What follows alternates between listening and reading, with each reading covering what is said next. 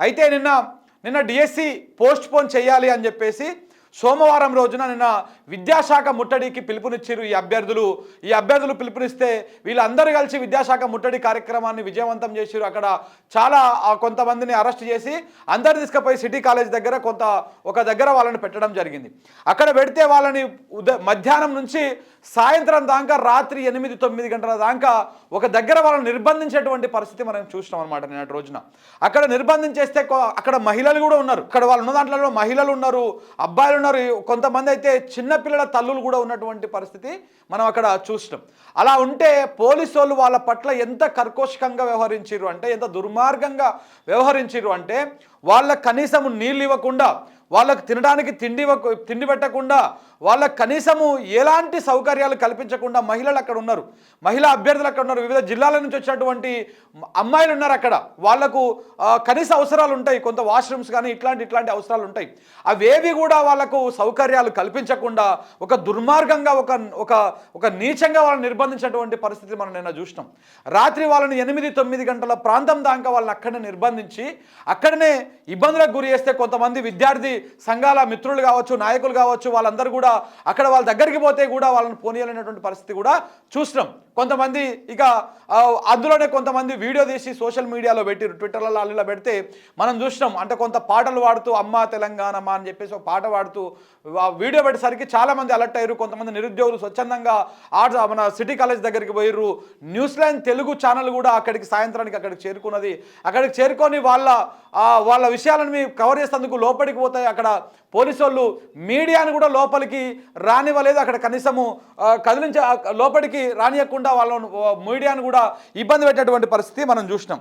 అయితే ఈ విధంగా ఇబ్బందులకు గురి చేస్తే లాస్ట్కు ఇట్లా ఎప్పుడైతే కొంత మీడియా కానీ ఇట్లా సోషల్ మీడియాలో వైరల్ కావడంతో కొంతమంది నిరుద్యోగులు ఆర్ట్స్ కాలేజ్ దగ్గరికి రావడము, ఇట్లా కొంత విద్యార్థి సంఘాలు రావడము, అప్పటికే అక్కడ ఉన్నటువంటి బీజేవైఎం లాంటి సంఘాలు కావచ్చు, విద్యార్థి సంఘాలు కావచ్చు, ఇట్లాంటి ఓయూ జేఏసీ వాళ్ళు కావచ్చు, ఇటు బీఆర్ఎస్ సంబంధించినటువంటి వాళ్ళు కావచ్చు, వీళ్ళందరూ కూడా రావడంతో పరిస్థితి చేదాటిపోతుందని చెప్పేసి వీళ్ళంతా పోలీసు వాళ్ళంతా కూడా వీళ్ళందరినీ ఇక్కడ నుంచి లిఫ్ట్ చేయాలి, ఇక్కడ నుంచి తరలించాలన్నటువంటి ప్రయత్నం చేశారు. కానీ డిఎస్సి అభ్యర్థుల పోరాటానికి నిజంగా మనం సలాం కొట్టాల్సిందే.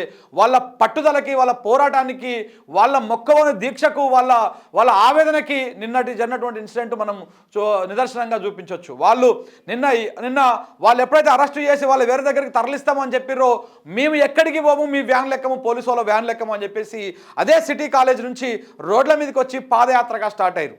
ఆ పాదయాత్రగా స్టార్ట్ అయిన కాడ నుంచి మనం వాళ్ళని లైవ్ కవర్ చేస్తూ రాత్రి మొత్తం 4 గంటల లైవ్ కంటిన్యూస్లీ లైవ్ కూడా న్యూస్ లైన్ తెలుగు ఇవ్వడం జరిగింది. ఎవరు కూడా ఏ మీడియా ప్రతినిధులు రాలే, ఏ శాటిలైట్ ఛానల్స్ కూడా అక్కడికి రాలే, కనీసము ఎవరు కూడా వాళ్ళ ఆక్రందం చూడలే. దాదాపు 100 మంది అక్కడ నుంచి వెళ్ళినప్పుడు 600 మంది నిరుద్యోగులు రోడ్ల మీద ఎక్కడ సిటీ కాలేజ్ కా నుంచి మొదలు పెడితే ఇటు ఓయూ ఆర్ట్స్ కాలేజ్ దాకా దాదాపు 15 కిలోమీటర్లు కాలినడకన అమ్మాయిలు, అబ్బాయిలు, చిన్నపిల్లల తల్లులు వీళ్ళందరూ కూడా నడుచుకుంటూ వస్తూ ఉంటే చాలా హృదయ విదారకమైనటువంటి సన్నివేశాలు ఆ మార్గ మధ్యంలో చూసినాం. కొన్ని మీకు చూపించేటువంటి ప్రయత్నం చేస్తా. పోలీసు వాళ్ళు అడుగడుగున వీళ్ళకు ఎట్లా కొంచెం ముందుకు పోతా ఉన్నారు, పోలీసు వాళ్ళు ఆ ముందుకు ఆపుకుంటా ఉన్నారు, మళ్ళీ చూస్తూ ఉన్నారు వీళ్ళు ఎక్కడ పోతారు, ఏం చేస్తారు అనే దాని మీద, ఎటువైపు మళ్తారనే దాని మీద వాళ్ళు చూసుకుంటా ఇటు ఆర్ట్స్ కాలేజ్ దాకా ఎక్కడ సిటీ కాలేజ్ కా నుంచి మొదలు పెడితే ఇటు ఆర్ట్స్ కాలేజ్ దాకా వీళ్ళని ఫాలో అవుతూ వస్తూనే ఉన్నారనమాట పోలీసు వాళ్ళు. కానీ పాపం వాళ్ళు నడుచుకుంటూ పోతూ ఉంటే వాళ్ళకు నీళ్లు కావాలి, ఎవరైనా ఎక్కడైనా సొమసిల్లి పడిపోతే మహిళలు ఉన్నారు, వాళ్ళకి ఏమైనా ఇబ్బందులు అయితే కొంతమంది మహిళలు అయితే చూడండి మిత్రులారా, మీకు ఆ వీడియో కూడా చూపిస్తా. కొంతమంది మహిళలు అయితే వాళ్ళకి కనీసం చెప్పులు కూడా లేవు. ఇగో చూపిస్తా, మీకు అన్నీ చూపిస్తా చూడండి. వాళ్ళకు చెప్పులు కూడా లేవు, చెప్పులు లేకుండా కూడా నడుచుకుంటూ పోతున్నటువంటి పరిస్థితులు ఇట్లా చెప్పులు కూడా లేవు. ఆ ఆందోళనలో చెప్పులు పోయినాయి, అట్లనే నడుచుకుంటూ అదే ఒట్టికాలతో నడుచుకుంటూ వస్తుంటే పాపం వాళ్ళ కాళ్ళకు నొప్పులు అయ్యో, లేకపోతే కొంత మధ్యలో కొంత ఆగి సొమ్మసిల్లి పడిపోయినటువంటి పరిస్థితులు కూడా మనం చూసినాం. సో ఈ విధంగా ఇంత దుర్మార్గంగా, ఇంత నీచంగా మరి ఎందుకు ఈ ప్రభుత్వం చేస్తూ ఉంది, డిఎస్సి వాళ్ళ మీద ఎందుకు ఇంత కక్ష కట్టింది అనేది ఇప్పటికీ అర్థం కాని విషయం. అంటే ఈ విధంగా దాదాపు వాళ్ళు 9 గంటల ప్రాంతంలో సిటీ కాలేజ్ కా నుంచి మొదలు చేస్తే వాళ్ళ యాత్ర ఇక్కడికి వచ్చేసరికి ఇక్కడికి ఆర్ట్స్ కాలేజ్ దగ్గరికి వచ్చేసరికి 12:30 అయింది. 12:30 అయింది. అప్పుడు అక్కడికి వచ్చి ఆర్ట్స్ కాలేజ్ దగ్గర ఇట్లా ప్రెస్ మీట్ పెట్టిరు అందరు నిరుద్యోగులు కలిసి. ఇట్లా అక్కడికి వచ్చి ఇగో ఇట్లా ఆర్ట్స్ కాలేజ్ ముందు ఇట్లా అందరూ దేశీయ అభ్యర్థులు అందరూ కూర్చొని ఇక్కడ ప్రెస్ మీట్ పెట్టిరు, మీడియాతో మాట్లాడిరు. అక్కడ ఆ మొత్తము కవర్ చేయనటువంటి మీడియా కొంత ఆ సాక్షి లాంటి ఛానళ్ళు కొన్ని ఛానళ్ళు అక్కడికి వచ్చి ఇక కొంతమందిని వాయిస్ తీసుకునేటువంటి ప్రయత్నం చేస్తే మనం మాత్రం మొదటి నుంచి మొత్తం లైవ్ ఇచ్చుకుంటూ వచ్చినాం. సో ఇట్లా కొంత కవర్ చేసిరు. ఇది అయిపోయిన తర్వాత 1:30 2 గంటల ప్రాంతం వరకల్లా ఈ మీడియా కవరేజ్ అంతా అయిపోయింది. ఇక అట్లనే ఇక వాళ్ళు మేబీ ఆ మీడియా ప్రెస్ మీట్ అయిపోయిన తర్వాత వాళ్ళు చెప్పిన తర్వాత అక్కడి నుంచి డిస్పస్ అయిపోతారు కావచ్చు, ఎక్కడో అక్కడ వెళ్ళిపోతారు కావచ్చు అని చెప్పేసి అందరూ అనుకున్నారు. కానీ అదే పట్టుదలతోటి, అదే మొక్కవని దీక్షతోటి, అదే పట్టువదలని విక్రమార్కులు లెక్క వాళ్ళు మాకు ఏదో ఒక నిర్ణయం వచ్చేదాకా ఈ నుంచి కదిలేదు లేదు అని చెప్పేసి అదే ఆర్ట్స్ కాలేజ్ ముందు కూర్చున్నారు. నీళ్లు లేవు, ఏవి లేవు. ఒకసారి వీడియో చూడండి వాళ్ళది ఎట్లా ఉన్నది పాపం. వాళ్ళు నడుచుకుంటూ వస్తున్నటువంటి వీడియో, చెప్పులు లేకుండా నడుచుకుంటూ పోతున్నటువంటి వీడియో చూడు. దానివల్ల ఏం నష్టం జరుగుతుందో అర్థమైతలేదు.